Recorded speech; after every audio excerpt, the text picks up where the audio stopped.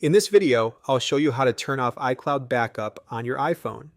Note that when you disable backups, your data won't be saved automatically. So let's get started.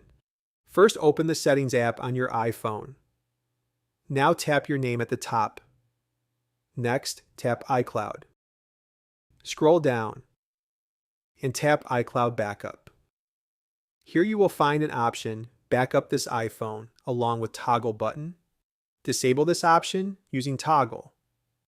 You will get a confirmation prompt saying apps and data from this iPhone will stop backing up to iCloud. Just tap Turn Off. On the same screen, you can see your existing backups. If needed, you can delete old backups to free up storage on iCloud. Note that when you turn off iCloud Backup, your data won't be saved automatically, and you may lose important data if your iPhone is lost, damaged, or reset. So make sure you're okay with this before turning it off. So that is how you can turn off iCloud Backup on your iPhone. If you found this video helpful, then like the video, share with your friends, and subscribe to my channel.